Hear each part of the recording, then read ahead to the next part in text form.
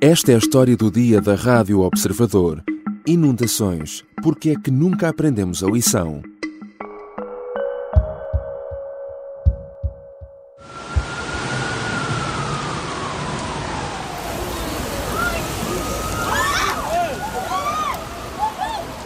Estes são os sons de uma noite caótica, através dos vídeos publicados nas redes sociais.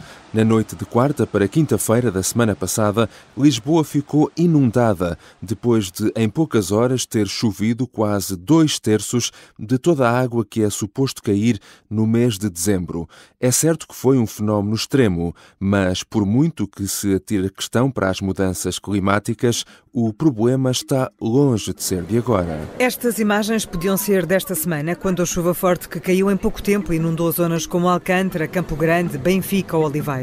Mas são bem mais antigas, porque o problema repete-se a cada ano. Neste caso, 2014, por exemplo. Há 8 anos, António Costa era o então presidente da Câmara de Lisboa e dizia que...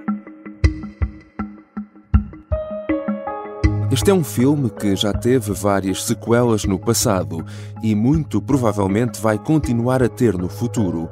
É sabido há décadas que Lisboa tem problemas estruturais graves que propiciam as inundações. A cidade foi crescendo em cima de cursos de água que foram sendo suprimidos. Mas, tal como no caso do aeroporto, os estudos para resolver os problemas nunca passam do papel para a realidade. Desta vez, o presidente da Câmara de Lisboa garante que a obra de 2 enormes túneis subterrâneos de drenagem que vão atravessar a cidade para escoar água para o Tejo vai finalmente começar em março. Mas será essa obra invisível, como lhe chamam também, suficiente para resolver o problema? Ou será necessário repensar toda a forma como olhamos para a cidade também à superfície? São temas para a conversa com Maria José Roxo, geógrafa, professora na Faculdade de Ciências Sociais e Humanas da Universidade Nova de Lisboa, investigadora na área da desertificação e mudanças climáticas. Eu sou o João Santos Duarte e esta é a história do dia. Bem-vinda, professora Maria José Roxo. Muito obrigada pelo convite. Nos últimos dias temos ouvido muito nas notícias a expressão comboio de tempestades para descrever o que aconteceu. O que é que isto significa? O que é que aconteceu realmente a nível meteorológico?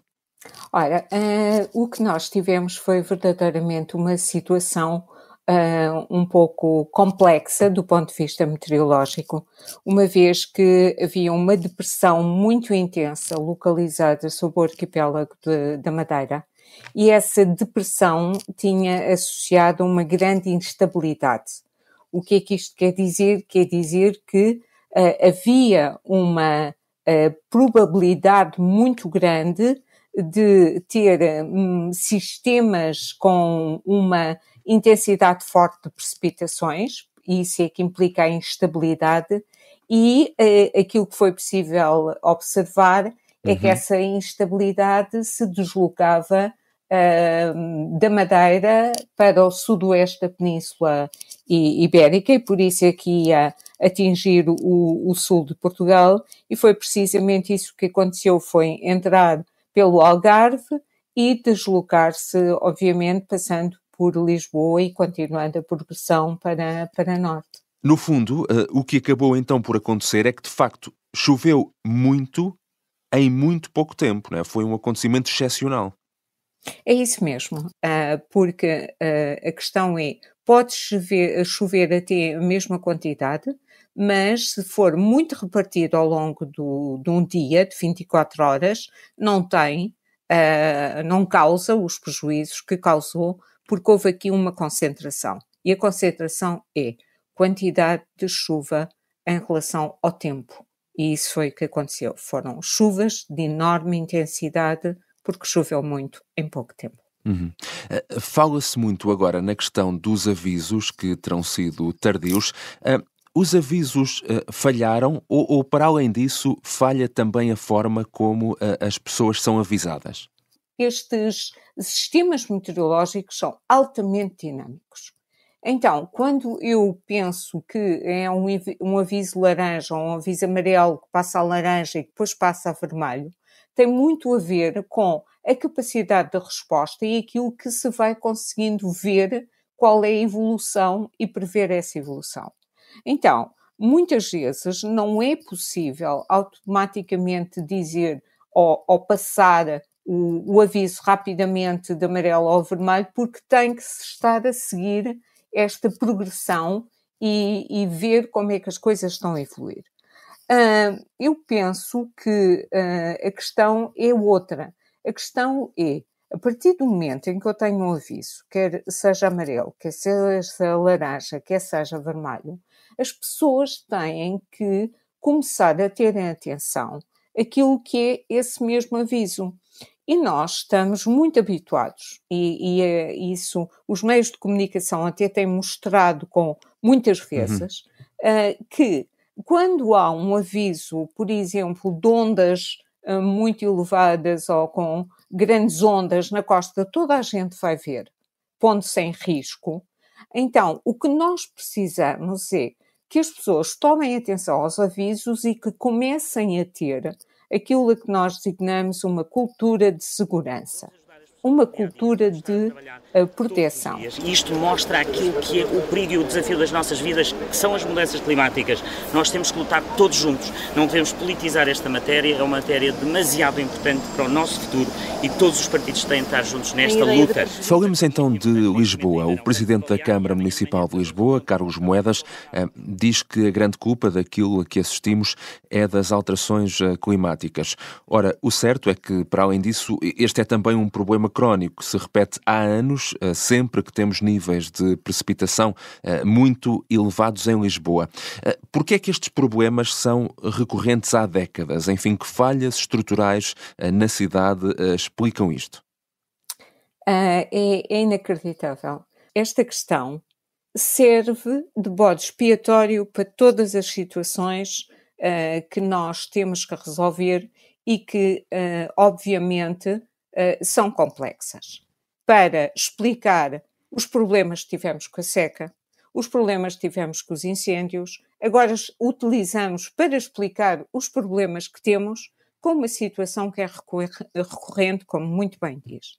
Esta questão das inundações e cheias, quer na cidade de Lisboa, quer no país, porque tivemos a mesma situação no Algarve, a questão da Albufeira, por exemplo, é recorrente, já aconteceu variedíssimas vezes, 2008, 2017, temos imensos eventos desta natureza. Porque as falhas são verdadeiramente estruturais. Primeiro, as cidades têm uma dinâmica e crescem. E aquilo que foi projetado como estruturas hidráulicas para fazer escoamento das águas pluviais há décadas, não consegue comportar aquilo que é o crescimento da cidade de Lisboa ou a impermeabilização dos solos que tem acontecido e, consequentemente, temos aqui um sério problema, porque não houve este cuidado em pensar que quando a cidade aumenta, então temos também que pensar em todo o sistema de drenagem que está por baixo das cidades e que é um mundo, é outro mundo, é outro nível da cidade, e tudo isto tem que ser muito bem equacionado.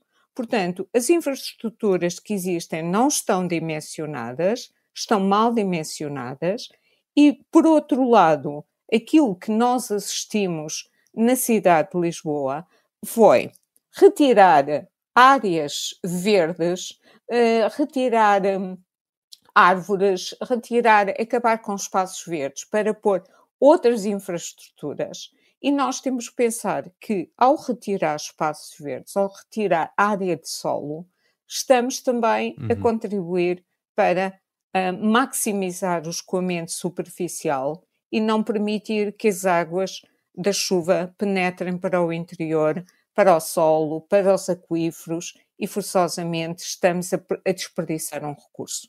Portanto, há que equacionar a cidade.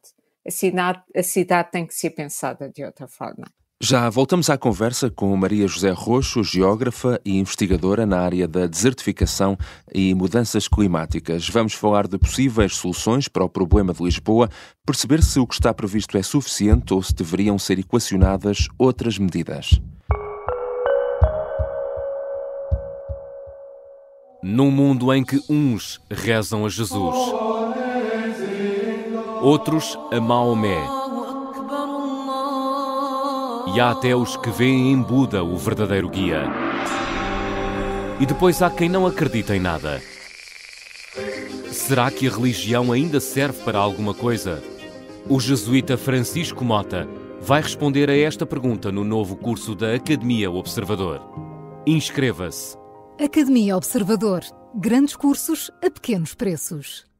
Voltamos à conversa com Maria José Roxo, geógrafa e investigadora nas áreas das mudanças climáticas e desertificação. Professora, depois do que aconteceu em Lisboa, tem-se falado muito nos últimos dias, novamente, na construção dos chamados túneis de drenagem. É um projeto que está previsto há 2 décadas e que parece que finalmente agora vai sair do papel. O que é que era necessário fazer e que há 20 anos, um bocadinho como o aeroporto, falou-se, mas ninguém estava a conseguir fazer, que era consignar este plano de drenagem, que são estes 2 túneis. Se os túneis estivessem já construídos, consegue estimar que diferenças é que haveria nas consequências das cheias? Não, o que aconteceu ontem não tinha acontecido. Que túneis são estes? Não tinha acontecido. Bem, este é um tema quente, não é? Porque é verdade que os túneis estão pensados há muitíssimo tempo. Faziam parte do plano geral para minimizar estas questões das cheias, da questão da drenagem de Lisboa. E é uma obra que vai custar muitíssimo, não é? São centenas de milhões ou milhares de euros, uma brutalidade. Esses túneis pretendem recolher as águas pluviais e canalizá-las diretamente para o mar. Contudo, não é de maneira nenhuma a solução.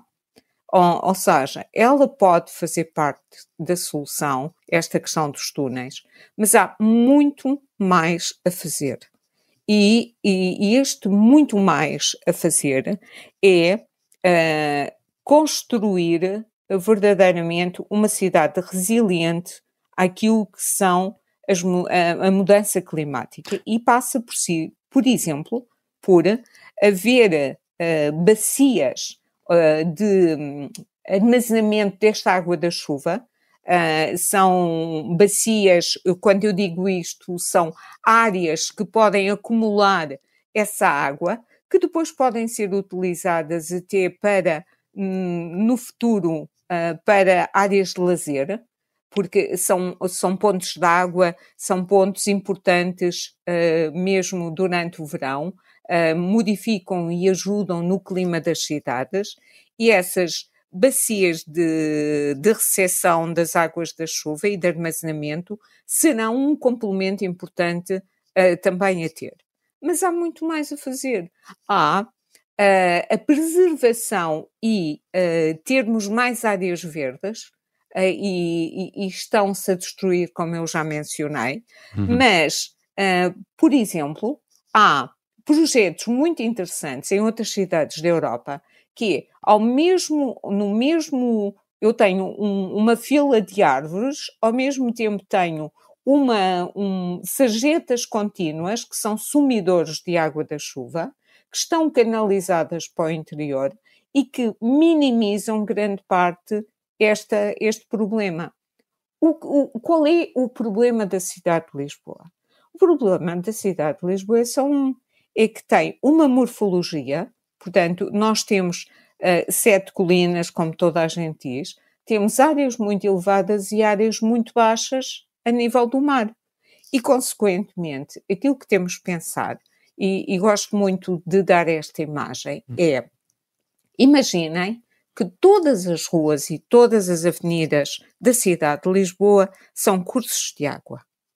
E vão ver que é muito fácil pensarmos que em determinados pontos há imensas ruas que se juntam, há imensas avenidas que confluem para o mesmo local, como é, por exemplo, a Avenida da Liberdade e outras na cidade, e todos esses elementos artificiais, numa altura em que chove com esta intensidade e este quantitativo, são rios completos.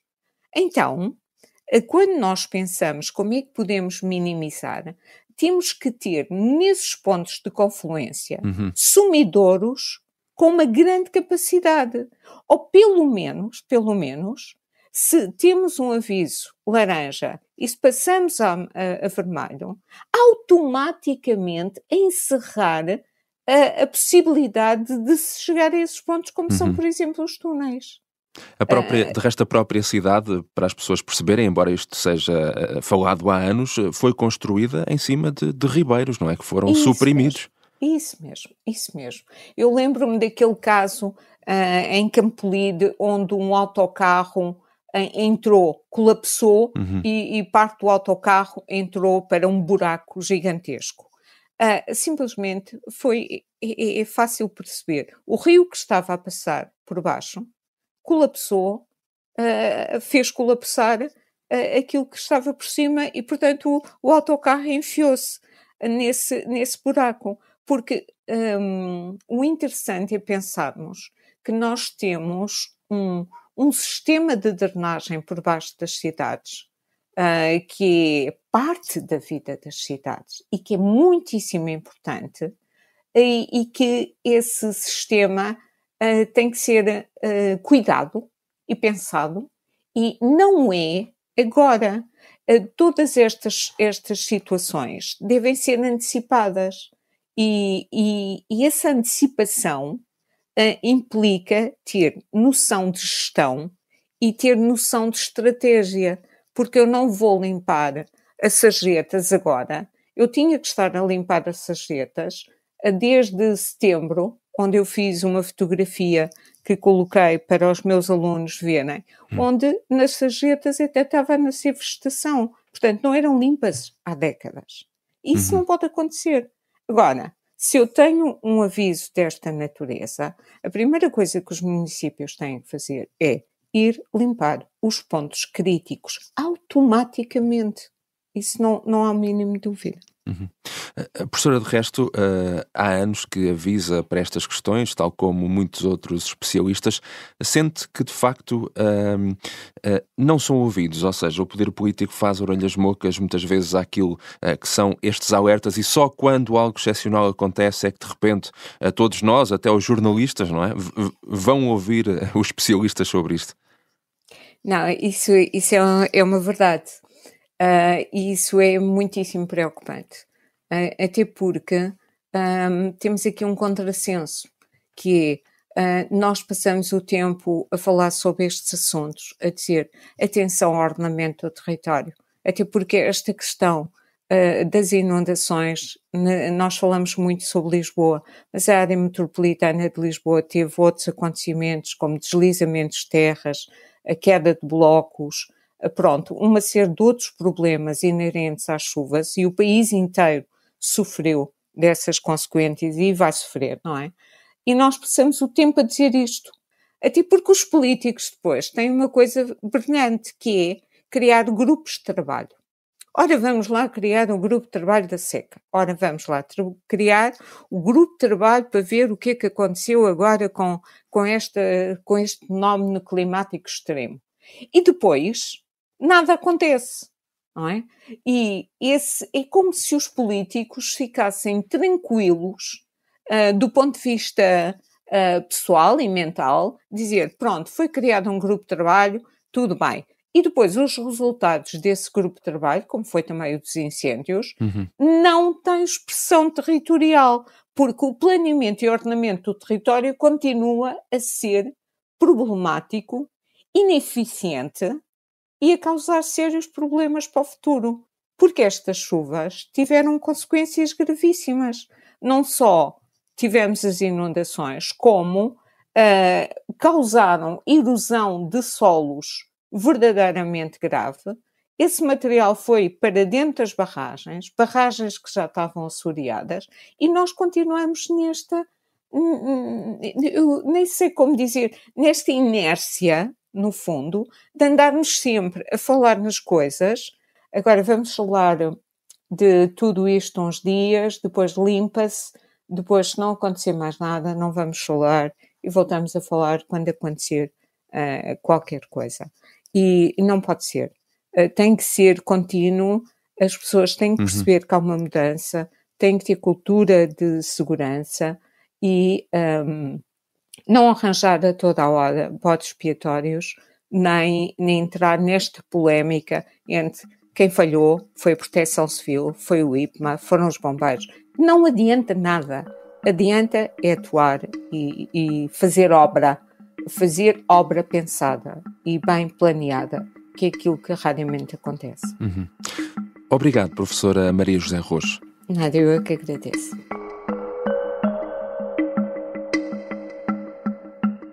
Maria José Roxo é geógrafa e investigadora na área das mudanças climáticas e desertificação. Esta foi a história do dia. Neste episódio usamos também sons de noticiários da SIC. A sonoplastia e a música do genérico são do João Ribeiro. Eu sou o João Santos Duarte. Voltamos amanhã.